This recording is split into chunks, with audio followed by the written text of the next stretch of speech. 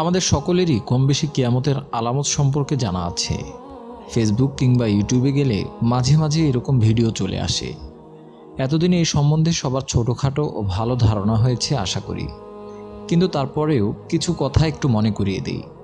খুব সম্প্রতি হজরত মুহাম্মদ সাল্লাল্লাহু আলাইহি ওয়াসাল্লামকে নিয়ে ব্যঙ্গচিত্র ও তাকে কটূক্তি করা নিয়ে সাম্প্রতি কত কিছুই না হলো। কখনো ভেবে দেখেছেন ইহুদি কিংবা ভিন্ন ধর্মের লোকজন কেমন করে আমাদের প্রিয় নবীকে নিয়ে এমন সব ঘটনা ঘটায়? এর কারণ আমাদের ইমানের শক্তি বর্তমানে কমে গেছে।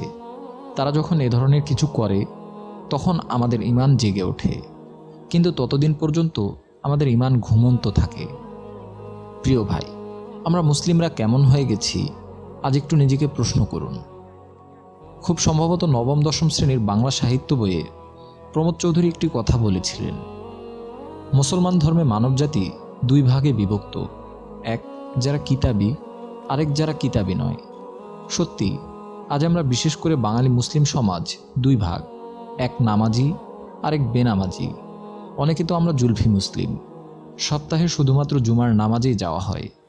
বর্তমানে আমাদের চিন্তাভাবনাগুলো এমন হয়ে গেছে, শুধুমাত্র মাদ্রাসায় যারা পড়বে তাদের জন্যই নামাজ, কোরআন, রোজা ও জাকাত, আর স্কুল কলেজে পড়লে এসবের দরকার কি? আল্লাহ তাআলা কি কোথাও বলেছে যারা স্কুল কলেজে পড়বে তারা নামাজ আদায়, রোজা রাখতে পারবে না? কিংবা অফিসে কাজ অথবা হালাল ব্যবসা করলে এসব করা যাবে না? আমরা হয়তো কখনো 5 ওয়াক্ত সালাত আদায় করতে পারি না, কিন্তু আমার পক্ষে যতটা সম্ভব চেষ্টা তো করতে পারি। তবেই একদিন 5 ওয়াক্ত সালাত ধৈর্যের সাথে আদায় করতে পারবো। আমাদের মধ্যে যদি সব সময় ইমানি শক্তি থাকে তবেই এরকম ঘটনা ঘটবে। এখন বলতে পারেন সাম্প্রতিক ঘটনার এতদিন পরে এসবের বলার কারণ কি? কারণ একটাই, আমরা সেগুলো ভুলে গেছি আর অপেক্ষায় বসে আছি আবার নতুন কি ঘটে, তখন আবার আমরা ইমানদার হব। আজকে এই ভিডিওর উদ্দেশ্য হচ্ছে আমাদের ইমান ঠিক রাখার জন্যে ইহুদিরা যেন এই ধরনের কিছু করার আর সাহস না পায়।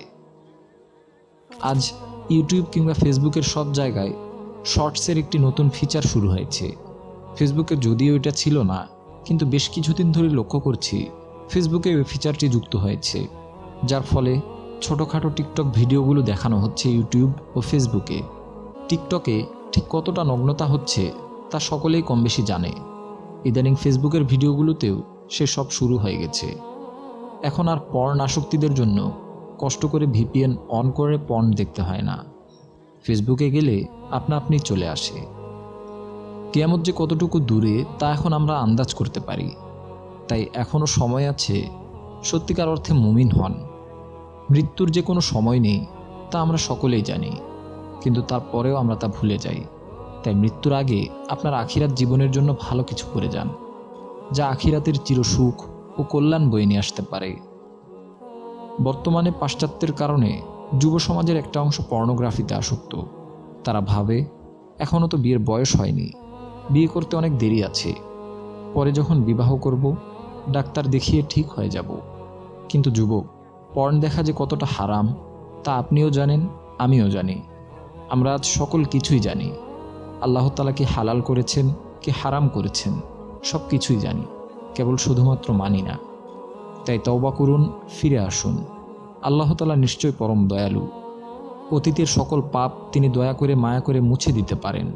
আপনার সওয়াবের পাল্লা তিনি চাইলেই ভারী করে দিতে পারেন।